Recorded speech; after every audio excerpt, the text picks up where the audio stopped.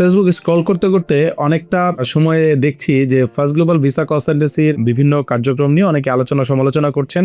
এটা আমাদের একটি পাওয়া বলতে পারেন, কারণ ফার্স্ট গ্লোবাল ভিসা কনসালটেন্সি সুনামের সাথে এত বছর ধরে ভিসা সাকসেস সহ এত বছর ধরে সার্ভিস প্রোভাইড করছে। তো আপনারা বিশেষ করে আমাদের বিজনেস সার্ভিস নিয়ে বা আমাদের সেমিনার ওয়ার্কশপ এই বিষয়গুলো নিয়ে অনেক সময় আপনাদের কনফিউশন থাকে, বা সেই জায়গা থেকে অনেকেই হয়তো বা যোগাযোগ করছেন যে বিভিন্ন ব্যাপার স্যাপার নিয়ে আমাদের ব্যাপারে আলোচনা বা সমালোচনা হলে। তো সেই জিনিসটা আজকে আমি ক্লিয়ার করার চেষ্টা করবো এইখানে, যে আলোচনা সমালোচনা কারা করে। সমালোচনা ব্যাপার আলোচনা হতেই পারে, সমালোচনা করতে গেলে যে সমালোচনা করছে তার কিন্তু ওই বিষয়টি সম্বন্ধে ভালো ধারণা থাকা উচিত। মুখের কথায় খুব সহজেই অনেক কিছু বলে দেওয়া যায় যে আমি এই বা এটা করছে ওইটা করছে এরকম কিছু। তবে একটা জিনিসকে একদম ডিপ লাইন থেকে একদম আপনার কোর পজিশন থেকে তুলে নিয়ে বাংলাদেশে যেখানে ডি ভিসা বা লিথুনিয়াতে মাইগ্রেশন প্রক্রিয়া সম্বন্ধে কেউ জানতোই না, সেই জায়গা থেকে আমরা পুরো জিনিসটাকে যখন লিথুনিয়ার মাটিতে আমরা নিজেরা ট্রায়াল বেস করে নিজেরা গিয়ে টিআরসি নিয়ে ডি ভিসা নিয়ে নিজেরা টাকা পয়সা খরচ করে সাকসেস নিয়ে তারপরে মানুষদেরকে জানানোর চেষ্টা করছি দিস ইজ দ্য প্রসেস, এবং এই প্রসেসে গেলে আপনিও সেটা করতে পারেন, সেই জিনিসটা আমরা শুধু মানুষকে জানানোর চেষ্টা করছি। আমি যদি একটু আপনাদেরকে বলার চেষ্টা করি, আমরা তো হাজার হাজার মানুষ পাই যারা এই ব্যাপারে ইন্টারেস্টেড, জায়গা থেকে জানতে চায়। এখন প্রশ্ন হচ্ছে, যখন আপনি আমার কাছ থেকে জানতে যাবেন, আমার সময় তো 8 ঘন্টা বা 10 ঘন্টা কাজের, এই 10 ঘন্টা সময়ের মধ্যে আমি হাজার হাজার মানুষকে আসলে সার্ভিস বা আমি এই জিনিসটা দিতে পারবো না। সেই ক্ষেত্রে আমাকে অবশ্যই কিছুটা টাইম লিমিটেশন এবং কিছুটা বাইন্ডিংসের মধ্যে দিয়ে যাওয়ার কারণে অনেক সময় আমরা যেটা সেমিনার বা ওয়ার্কশপ করতে চাই, যেখানে একসাথে আমি 2 ঘন্টা 4 ঘন্টা কথা বললে আমরা হয়তো বা 10 জন 20 জন বা 50 জন বা এমনকি 200-300 মানুষকে আমরা খুব সহজেই এই তথ্যটা দিয়ে সহযোগিতা করতে পারি। তবে কি 200-300 মানুষই এই মুহূর্তে লিথুনিয়ার উদ্দেশ্যে রওনা দিয়েছে, বা যারা আমাদের কথা শুনছে তারাই রওনা দিয়েছে? কিছু কিছু মানুষ দেখলাম বিভিন্ন ভিডিও বা আপনার ভিডিওতে সমালোচনা করছেন যে আমরা মধ্যবিত্তকে স্বপ্ন দেখাচ্ছি। ভাই, আসলে আপনার যে ধারণা বা আপনি যে জায়গা থেকে আপনার পোল্যান্ডের বিজনেস বিক্রি করার জন্য যে কথাগুলো আপনি বলছেন is totally wrong, because of আমরা মধ্যবিত্তকে স্বপ্ন দেখানোর কোনো সুযোগ নাই।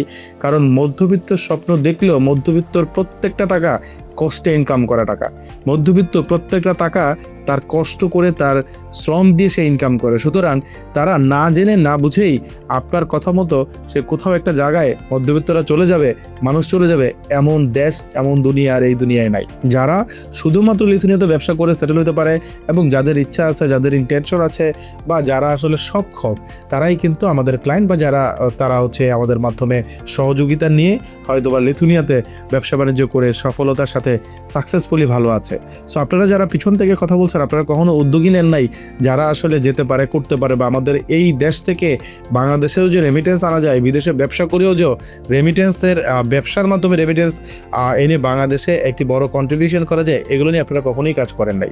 সুতরাং এই আপনাদের অল্প বিদ্যা আমি বলবো ভয়ঙ্কর, আপনারা আরেকটু বিস্তারিত জানে, কারণ এই টোটাল প্রক্রিয়া যেটা আমরা যে প্রক্রিয়ার মধ্যে দিয়ে যাই সম্পূর্ণটাই বিদেশি লয়ার বা আলটিমেটলি লিথুনিয়ান লয়ার দ্বারাই কিন্তু পরিচালিত হয়।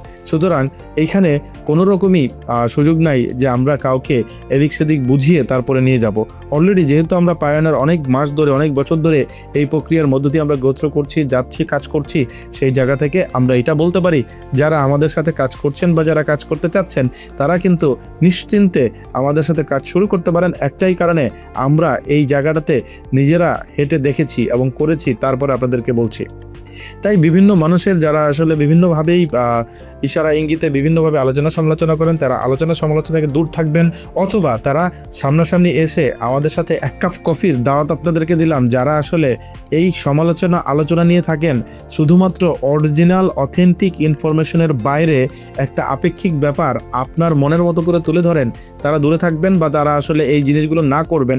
যদি করতে চান আসুন, চলুন বসি, আমরা পাবলিকের সামনে, মানুষের সামনে সত্যটা ধরে আমরা আসলে মানুষকে বোঝানোর চেষ্টা করি অ্যাকচুয়াল রিয়েল থিংস কি। যদি সবকিছু ঠিক থাকে, দেখা হচ্ছে যারা আলোচনা সমালোচনা করছেন আপনাদের সাথে, আপনাদের জন্য 1 কাপ কফির দাওয়াত রইল। চলেন একসাথে বসে আলোচনা সমালোচনা করে যেটা সঠিক সেটা মানুষকে জানানোর সুযোগ করে দিই।